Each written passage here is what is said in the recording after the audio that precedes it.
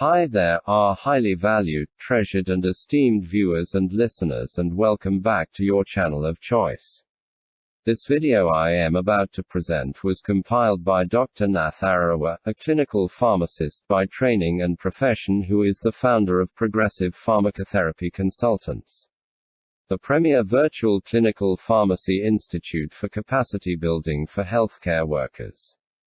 A virtual clinical pharmacy institute with a difference, where patient safety, medication therapy management and optimal clinical outcomes are very crucial and non-negotiable to us. Here we seek to remain your premier source of crucial tips for high-impact pharmacotherapy services. So, on behalf of the Institute, I humbly urge you all to sit back and spare me part of your very precious time to share with you very useful tips which may prove very handy in your line of duty. I now welcome you all to part 257 of our pharmacotherapy series, which majors in sexually transmitted diseases. The first question reads, T.K.K, a 26-year-old, sexually active man, complains of mild dysuria and a mucoid-like urethral discharge beginning 15 days after his last intercourse. He has no fever, lymphadenopathy, penile lesions, or hematuria. A gram stain smear of an anterior urethral specimen showed 20 polymorphonuclear neutrophilic leukocytes abbreviated as PMNs per Euler Mershon 1000 field and no gram-negative dipococci. What pathogens are associated with non-gonococcal urethritis abbreviated as NGU?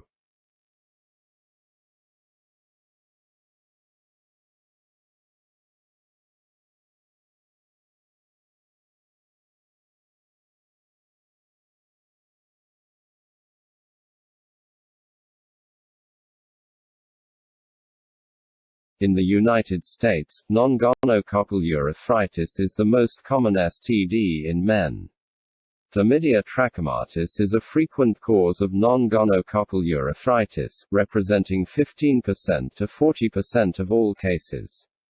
Other agents that have been associated with non-gonococcal urethritis include Mycoplasma genitalium, Trichomonas vaginalis, HSV, and adenovirus. However, the cause for the majority of non-gonococcal urethritis is unknown. The variety of pathogens and disparity among identification techniques require sound clinical judgment and an algorithmic laboratory testing approach to accurately identify and treat the cause. A nucleic acid amplification test, if available, should be performed to rule out the presence of Chlamydia trachomatis and Neisseria gonorrhoeae. The next question reads, describe the clinical presentation of a person with non-gonococcal urethritis. Is T.K.K's presentation consistent with non-gonococcal urethritis? How does one differentiate between non-gonococcal urethritis and gonococcal urethritis?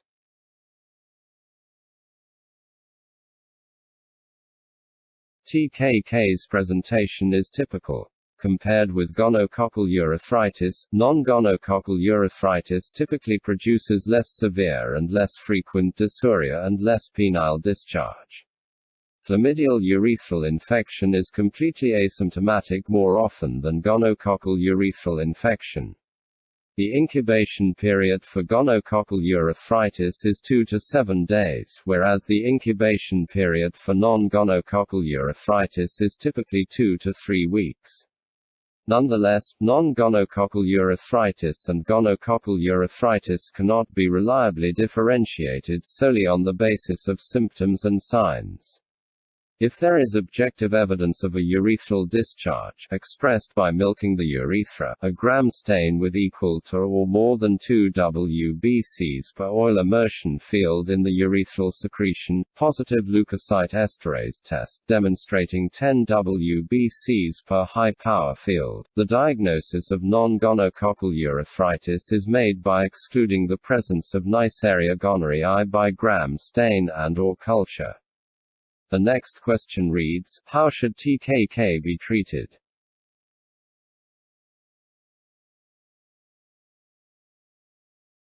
If chlamydia trachomatis cannot be ruled out, therapy with azithromycin 1 gram orally for 1 dose or doxycycline 100 mg orally twice daily for 7 days should be ordered. Compared to doxycycline, Mycoplasma genitalium responds better to azithromycin as doxycycline does not effectively eradicate Mycoplasma genitalium. Azithromycin also has the advantage of a single-dose regimen, which may aid in patient compliance. Erythromycin base 500 mg orally 4 times a day or erythromycin ethylsuccinate 800 mg orally 4 times a day for 7 days are alternative CDC-approved regimens. Additionally, ofloxacin 300 mg orally twice daily or levofloxacin 500 mg orally every day for 7 days are other alternatives, but they offer no significant advantages compared with the previously mentioned agents, may not treat ureaplasma ureolyticum adequately, and are significantly more expensive. Ciprofloxacin should be avoided because treatment failures have been reported.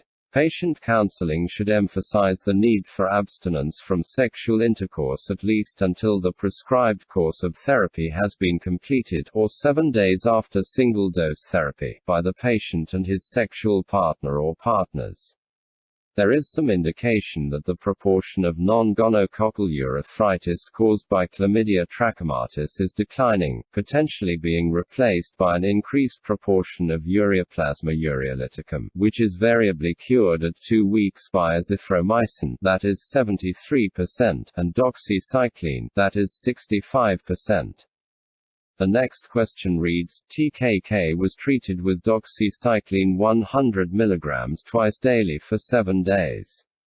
He remained asymptomatic for 14 days after completion of his therapy, when he again noticed similar symptoms of dysuria and a mucoid-like urethral discharge. How should T.K.K.'s recurrent infection be treated?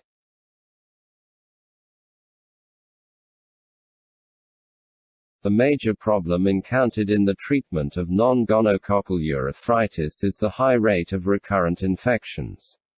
Men receiving treatment should follow up if symptoms persist or recur after completion of therapy. Approximately 20% to 60% of patients experience recurrent or persistent urethritis within 1 to 2 weeks after treatment. The rate of recurrence is highest in patients with idiopathic urethritis, that is, those not infected with chlamydia trachomatis or ureaplasma ureolyticum. Recurrence suggests re-exposure to an untreated partner, whereas persistent urethritis without improvement during therapy suggests the presence of other organisms, including Mycoplasma genitalium, ureaplasma ureolyticum, or Trichomonas vaginalis. Non-gonococcal urethritis that persists or recurs should be retreated with the initial regimen if the patient was not compliant or the sexual partner was not treated. For patients with persistent symptoms, who were compliant with the initial regimen and were not re-exposed, the CDC recommends using a single 1 gram dose of azithromycin if not used for the initial episode, or moxifloxacin 400 mg PO daily for 7 days if the patient has failed azithromycin. Men with acute epididymitis often have chlamydial or gonococcal infection, particularly if they are younger than 35 years of age or have a urethral discharge. Escherichia coli and Pseudomonas species are common pathogens in homosexual men. In older men, sexually transmitted epididymitis is less common and is more commonly caused by urinary tract instrumentation, surgery, systemic disease, or immune suppression. If testicular tenderness is present with urethritis, and the clinical impression is consistent with epididymitis caused by chlamydia or gonorrhea, the CDC recommend a single dose of ceftriaxone 250 mg IM plus doxycycline 100 mg orally twice for 10 days. For acute epididymitis caused by enteric organisms or with a negative gonococcal culture or nucleic acid amplification test, ofloxacin 300 mg orally twice daily or levofloxacin 500 mg orally once daily for 10 days may be used. In men who practice insertive anal sex, where the most likely cause of acute epididymitis is caused by chlamydia, gonorrhea, and enteric organisms, the CDC recommends ceftriaxone 250 mg IM in a single dose plus levofloxacin 500 mg orally daily or ofloxacin 300 mg orally twice daily for 10 days. The next question reads, LAC, T.K.K's girlfriend, comes into the clinic 3 weeks after T.K.K's last visit.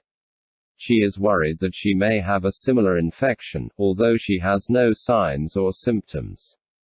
What clinical manifestations of chlamydial infections are seen in women? Should LAC be treated for suspected chlamydial infection?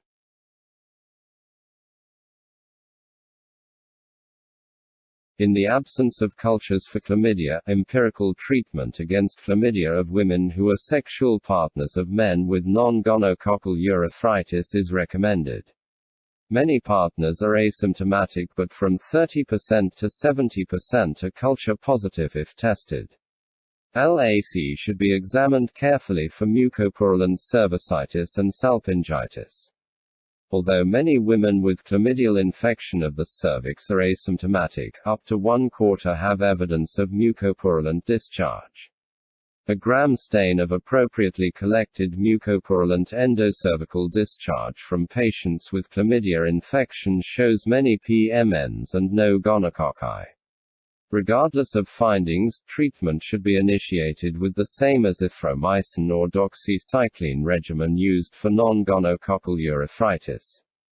However, if LAC is pregnant, tetracyclines and fluoroquinolones should be avoided. Azithromycin 1 gram orally as a single dose or amoxicillin 500 mg orally 3 times a day for 7 days could be used instead. Alternatively, either erythromycin base 500 mg orally 4 times a day for 7 days, erythromycin base 250 mg orally 4 times a day for 14 days, erythromycin ethylsuccinate 800 mg orally 4 times a day for 7 days, or erythromycin ethylsuccinate 400 mg orally 4 times a day for 14 days can be used. Erythromycin estolate should be avoided in pregnancy because of the increased risk of hepatotoxicity. Azithromycin is safe and effective during pregnancy. High rates of GI side effects limit the use of erythromycin. In pregnant women, a repeat nucleic acid amplification test is recommended 3 weeks after completion of therapy to ensure therapeutic cure. Co-infection with chlamydia is common in heterosexual men and women with gonorrhea. Therefore, drug regimens effective against both organisms are recommended in patients with gonorrhea to prevent post-gonococcal chlamydial morbidity, epididymitis, mucopurulent cervicitis, salpingitis, and to reduce the genital reservoir of chlamydia trachomatis. The next question reads, S.A.F., a 32-year-old male student who reports having sex with men, presents to the STD clinic with a chief complaint of pain and swelling in the groin. He reports the appearance of a small ulcer on his penis about 2 weeks ago, which resolved rapidly. On examination, he has a bubo, that is an inflammatory swelling of one or more lymph nodes in the groin, with surrounding erythema on his right side. S.A.F. also has a fever, 39 degrees Celsius. Laboratory findings are remarkable for a mild leukocytosis WBC count, 12,000 cells per microliter. What organisms are responsible for lymphogranuloma venereum, abbreviated as LGV? Describe its clinical course. What subjective and objective manifestations in S.A.F. are consistent with LGV?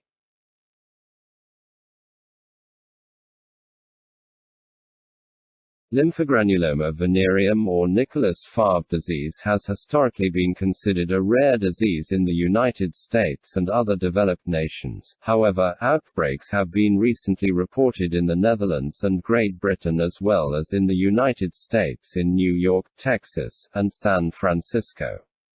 Since 2003, the number of cases of lymphogranuloma venereum, especially proctocolitis, in MSM in developed countries has been increasing.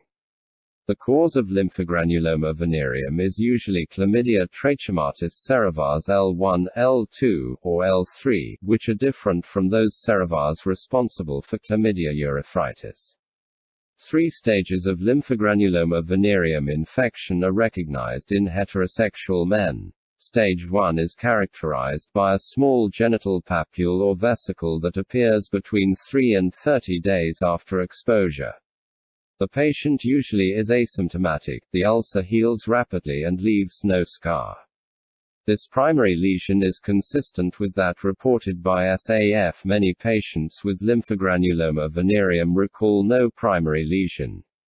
Stage 2 is characterized by acute, painful lymphadenitis with bubo formation, also referred to as the inguinal syndrome. It is often accompanied by pain and fever, as illustrated by S.A.F. Without treatment, the buboes may rupture, forming numerous sinus tracts that drain chronically. Adenopathy above and below the inguinal ligament results in the groove sign. Healing occurs slowly, and most patients suffer no serious sequelae. Patients in this stage may also present with an anogenitorectal syndrome, which is accompanied by proctocolitis and hyperplasia of intestinal and perirectal lymphatic tissue. Stage 3 is characterized by perirectal abscesses, rectovaginal fistulae in women, rectal strictures, and genital elephantiasis. Appropriate treatment of stage 2 lymphogranuloma venereum usually prevents these late complications. An acute anorectal syndrome of lymphogranuloma venereum occurs in homosexual men who acquire the infection through rectal receptive intercourse. In these cases, a primary anal ulcer may be noted with associated inguinal adenopathy, anal lymphatic strain to inguinal nodes. Subsequently, acute hemorrhagic proctocolitis occurs with tenesmus, rectal pain, constipation, and a mucopurulent, bloody rectal discharge. Rectal biopsy may show granulomatous colitis, mimicking Crohn's disease. Perirectal pelvic adenopathy also occurs. The next question reads, how should S.A.F. be treated?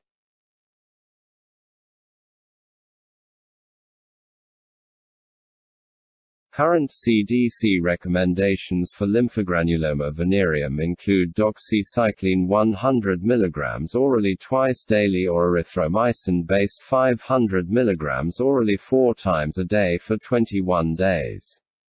Surgical intervention may be needed for later forms of the disease. Azithromycin 1 gram weekly for 3 weeks may be effective, as well as fluoroquinolones, but clinical data on its use are lacking. The next question reads, T.D.M., a 27-year-old homosexual man, presents to the STD clinic with complaints of malaise, headache, and fever of 4 days duration. He also reveals that he had a sore on his penis about 8 weeks ago, but it has since resolved. Upon examination, he is afebrile and has a widespread maculopapular skin rash that involves the soles of his feet. General lymphadenopathy also is appreciated. Medical history is unremarkable except for one episode of gonorrhea 2 years ago that was treated with procaine penicillin. Laboratory findings include a normal peripheral WBC count, a negative serology for HIV antigen, and a positive rapid plasma reagan, abbreviated as RPR, test and fluorescent treponema antibody absorption, abbreviated as FTAABS, test. Describe the clinical course of syphilis. Are T.D.M's symptoms consistent with this infection?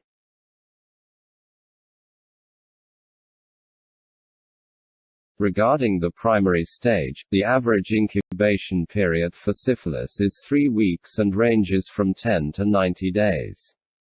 During this incubation period, treponema pallidum can be demonstrated in the lymph and blood. The primary chancre develops at the site of inoculation as a painless papule that becomes ulcerated and indurated. The ulcer is non-tender and filled with spirochetes. The chancre usually involves the penis in the heterosexual male, the penis or anus in the homosexual male, and the vulva, perineum, or cervix in the female. Occasionally, the lip or tongue is involved. Regional lymph nodes are enlarged, firm, and non-tender. Unfortunately, the typical chancre described earlier often is missed, particularly in women or homosexual men.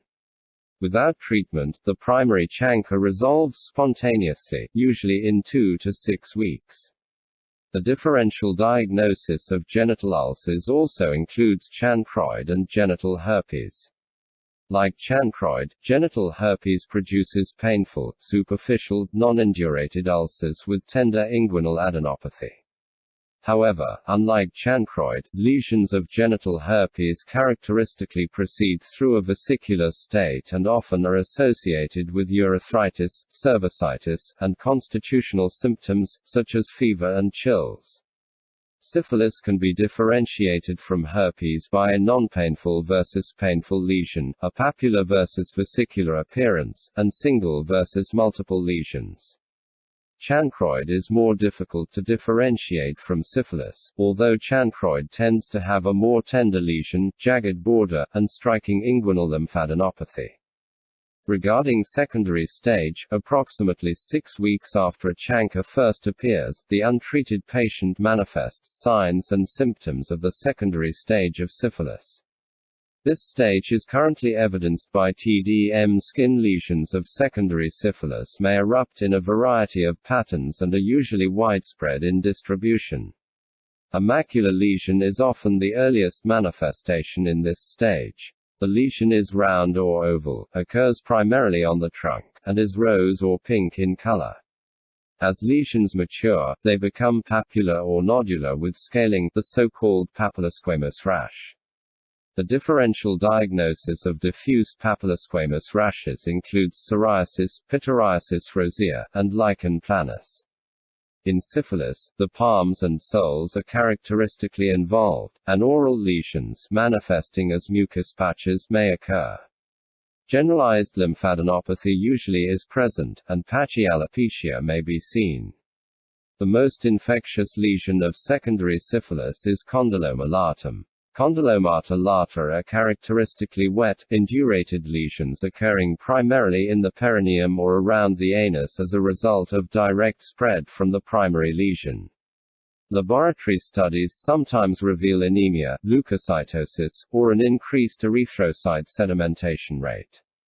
Other manifestations of secondary syphilis include mild hepatitis, aseptic meningitis, uveitis, neuropathies, and glomerulonephritis. By definition, untreated, asymptomatic persons with serologic evidence for syphilis have latent syphilis. The latent stage is divided into 2 phases. The early latent, 1 year's duration. In the Oslo study of patients with untreated syphilis, 25% experienced secondary relapses, usually within the first year. Patients who relapse to the secondary stage are infectious, those in the late latent stage are not infectious and are immune to reinfection with Treponema pallidum. Regarding the tertiary stage, serious morbidity and mortality are caused by pathologic progresses involving the skin, bones, central nervous system, and cardiovascular system. Infectious granulomas, also known as gummas, the characteristic lesions of tertiary syphilis, are observed infrequently. Most gummas respond quickly to specific therapy, although if critical organs are involved, heart, brain, or liver, they can be fatal. The most common manifestations of syphilitic cardiovascular disease are aortic insufficiency and aortitis with aneurysm of the ascending aorta. Neurosyphilis may be classified as asymptomatic early or late, meningeal, parenchymatous, or gummatous. Although neurosyphilis has been a rare complication for more than 40 years because of the widespread use of penicillin, syphilitic meningitis, an early form of neurosyphilis, may be more common in HIV-positive patients. Late neurosyphilis may be asymptomatic or accompanied by a variety of manifestations. The most common syndromes are meningovascular syphilis, general paresis, tabes dorsals, locomotor ataxia, and optic atrophy. In patients with asymptomatic neurosyphilis, examination of the cerebrospinal fluid (CSF) typically reveals mononuclear pleocytosis, an elevated protein concentration, and a positive VDRL reaction. Patients with asymptomatic neurosyphilis are at increased risk for experiencing neurologic disease. Meningovascular syphilis, accounting for almost 38% of all cases of neurosyphilis, typically begins abruptly with hemiparesis or hemiplegia, aphasia, or seizures. General paresis is characterized by extensive parenchymal damage and includes abnormalities associated with the mnemonic paresis, that is, personality, affect, reflexes, hyperactive eye, Argyll-Robertson pupil, sensorium, hallucination, delusions, illusions, intellect, decreased recent memory, calculations, judgment, and speech. Tabes dorsals occurs after demyelinization of the spinal cord. Symptoms observed include an ataxic, wide-based gait and foot slap, paresthesias, bladder irregularities, impotence, areflexia, and loss of position, deep pain, and temperature sensation.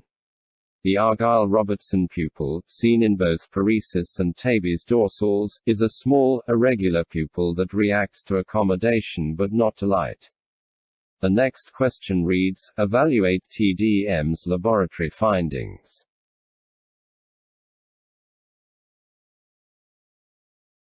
Let's begin by discussing dark field examination. Exudate expressed from the chancre or from condyloma latum is examined with a dark field microscope. The diagnosis of syphilis is made if spirochetes with characteristic corkscrew morphology and mobility are present. Dark field examination is the most specific and sensitive method, but only with an experienced microscopist. 3 dark field examinations on consecutive days should be performed before considering the test negative in suspected primary syphilis. This technique and other methods, such as direct fluorescent antibody test and PCR, which detect Treponema pallidum directly from exudate or tissue, are definitive diagnostic methods for syphilis. Regarding serologic tests become reactive during the primary stage, but they may be negative at the time of presentation with primary syphilis. When the history or examination suggests primary syphilis, a VDRL should be sent to the laboratory, or an RPR test should be performed in the clinic. See discussion on non-treponema tests, next. If initial serology and dark field examinations are negative, the serology should be repeated in 1 to 4 weeks to exclude primary syphilis. If the dark field examination is positive, an RPR may still be ordered to establish a baseline for follow-up after treatment. Serologic tests are uniformly positive in secondary syphilis. 2 types of tests are used for the serodiagnosis of syphilis: non-treponema tests, which measure serum concentrations of regin, that is antibody to cardiolipin, and treponema tests, which detect the presence of antibodies specific for Treponema pallidum. We will now talk about non-treponema tests. Non-treponema tests are not specific for Treponema pallidum but can be quantified. They are inexpensive and useful for screening large numbers of people. The most widely used non-treponema tests are the VDRL test and the RPR card test. The RPR test is the most widely used because it is simpler to perform than the VDRL, although they are equally valid assays. Results of the VDRL and RPR are not interchangeable, thus, the same test should be used throughout the post-treatment monitoring period. The result reported in the quantitative VDRL test is the most dilute serum concentration with a positive reaction. This test may be used to follow the decline in VDRL titer after effective therapy. In some individuals, a serofast reaction occurs in which non-treponema antibodies may remain at a low titer for up to their entire lives. When false positive tests occur, the titer usually is low, e.g., VDRL or RPR titer of 1 to 8. In secondary syphilis, sensitivity of the RPR and VDRL approach 100% owing to the high antibody concentrations. Regarding the treponema tests, specific treponema tests, such as FTAABS, treponema pallidum particle agglutination assay, abbreviated as TPPA, and various EIAs, confirm a positive non-treponema test. The FTAABS test is the most commonly used treponema test. Because treponema tests are relatively difficult and expensive to perform, they are not traditionally used for screening. The next question reads, how should T.D.M be treated?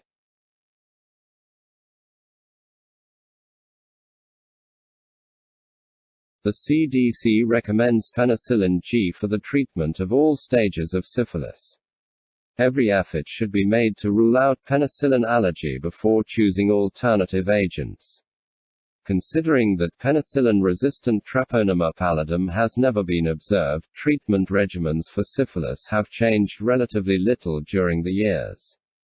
Recommended therapy for primary, secondary, or latent syphilis with negative findings in the S.A.F. of less than 1 year's duration is a single IM 2.4 million unit dose of benzathine penicillin G. If penicillin is contraindicated, tetracycline 500 mg orally 4 times a day or doxycycline 100 mg orally twice a day for 14 days are the main alternatives.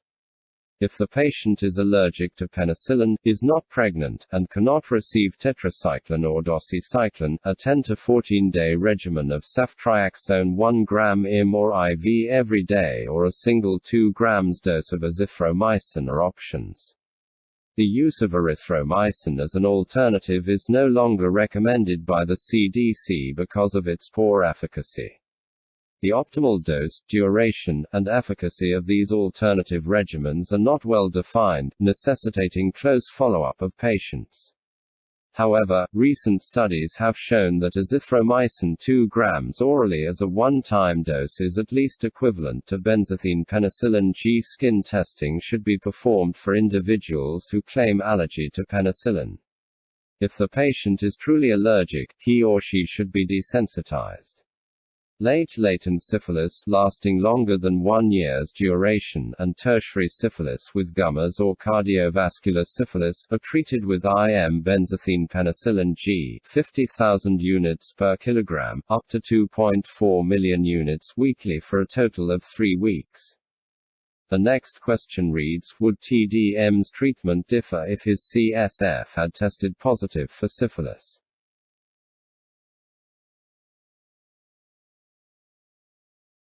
Neurosyphilis can present at any stage of syphilis. When conventional IM doses of benzathine penicillin G are administered, measurable levels of penicillin are not obtainable in the S.A.F. However, this does not mean that penicillin does not concentrate in meningeal tissue. Treatment failures, as well as late clinical progression to neurosyphilis, can occur after treatment with the recommended IM regimen. After one dose, benzathine penicillin reaches peak plasma concentrations slower, 13 to 24 hours, but with more prolonged treponemocidal plasma concentrations, 7 to 10 days when compared with procaine penicillin, 1 to 4 hours to peak, 12 to 24-hour treponemocidal plasma concentrations. Reports of benzathine penicillin failures in the 1970s has resulted in the CDC recommending treatment with aqueous crystalline penicillin G, 3 to 4 million units IV every 4 hours, or 18 to 24 million units per day continuous infusion for 10 to 14 days. Alternatively, neurosyphilis can be treated with concurrent procaine penicillin 2.4 million units IM daily and probenecid 500 mg orally 4 times a day for 10 to 14 days. Some experts add benzathine penicillin G 2.4 million units IM once a week for up to 3 weeks after the completion of aqueous penicillin G or procaine penicillin. Penicillin-allergic patients should be skin tested to confirm allergy and, if confirmed, the patient should be desensitized and treated with an appropriate penicillin regimen. Some data suggest that ceftriaxone 2 grams IM or IV daily for 10 to 14 days can be used as an alternative in patients whose concern for cross-sensitivity between ceftriaxone and penicillin is negligible. Alternatively, the World Health Organization recommends penicillin-allergic non-pregnant patients receive either doxycycline 200 mg orally twice a day or tetracycline 500 mg orally 4 times a day for 30 days. The next question reads, T.D.M was treated with a single IM dose of benzathine penicillin 2.4 million units. How should his response to therapy be monitored?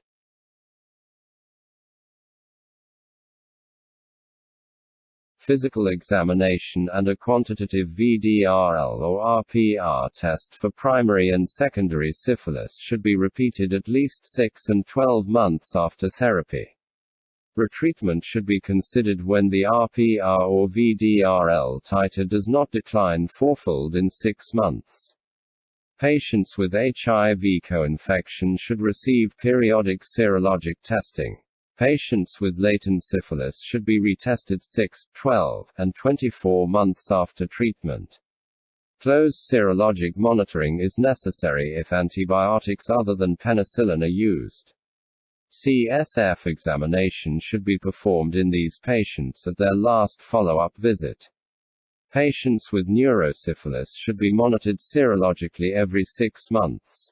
S.A.F examinations should be repeated at 6-month intervals until normal. If still abnormal at 2 years, retreatment should be considered. Return of lesions, a fourfold increase in titer, or a titer of 1 to 8 that does not fall at least fourfold within 12 months necessitates retreatment. Suspected treatment failures, especially with abnormal S.A.F, should be treated as described for neurosyphilis. However, false positive serologic results should be ruled out. Within 2 years, most patients with early syphilis become seronegative. However, if the disease is treated during the late stages, complete seroreversion may not occur. Patients treated with oral doxycycline or erythromycin are less likely to become seronegative. Therapy is considered adequate in patients who never become seronegative as long as the titer decreases fourfold. Although the disease process may be halted in patients with tertiary syphilis, existing damage to the cardiovascular or nervous systems cannot be reversed. So there you have it, our highly esteemed viewers and listeners, that brings us to the end of this video. If it benefited you in any way, kindly remember to give it a thumbs up, to like it and to share it widely with your peers. Please leave your comments at the bottom. And if you haven't yet done so, I humbly urge you to subscribe to our YouTube channel.